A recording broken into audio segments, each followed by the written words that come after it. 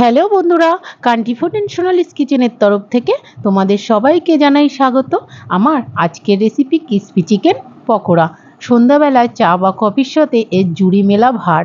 এটা খুব অল্প সময়ের মধ্যে বানিয়ে নেওয়া যায় আর সামান্য কিছু উপকরণ দিয়ে। তাহলে চলো দেখে নেওয়া যাক। তার জন্য প্রথমে আমার এখানে চিকেন লাগবে। আর দেখো আমি এখানে 300 গ্রামের মতন চিকেন নিয়েছি আর চিকেনগুলোকে এরকম সরু সরু চিলি চিলি করে কেটে নিয়েছি। আর চিকেনটাকে কেটে ভালোভাবে ধুয়ে একটা প্লেটের মধ্যে নিয়ে নিয়েছি।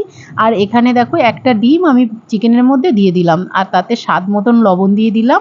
সাথে হাফ চামচ হলুদ গুঁড়ো দিয়ে দিলাম আর 2 চামচ আদা রসুনের পেস্ট দিয়ে দিলাম। চামচ কাশ্মীরি লঙ্কার গুঁড়ো, হাফ চামচ ধনে গুঁড়ো, হাফ চামচ জিরে গুঁড়ো আর সোয়া সস সামান্য একটু দিয়ে দিলাম। গরম মশলা হাফ চামচ, সাথে গোলমরিচ গুঁড়ো হাফ চামচ, টেস্টিং পাউডার সামান্য একটু আর একটা লেবুর হাফ দিয়ে দিলাম একটু চিপে চিপে দিয়ে এবার সব ভালো করে মেখে নিচ্ছি। এখানে আমি হাত দিয়ে মাখছি না, একটা চামচের সাহায্যে, দেখো কাঁটা চামচ নিয়েছি সেটার সাহায্যে ভালোভাবে মেখে নিলাম। দেখো এটা 10 মিনিটের জন্য আমি রেস্টে রেখে দিচ্ছি।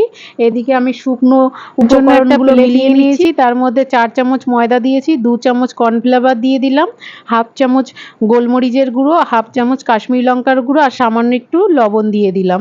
দিয়ে সব ভালোভাবে একটা চামচের সাহায্যে মিলিয়ে নিলাম। এদিকে দেখো চিকেনটা আমার 10 মিনিট রেস্টে রাখা হয়ে গেছে। এক টুকরো তুলে নিয়েছি আর শুকনো উপকরণের মধ্যে আলতোভাবে মাখিয়ে নিচ্ছি। আর উপরের ময়দা গুঁড়োগুলো ঝেড়ে নিতে হবে হালকাভাবে।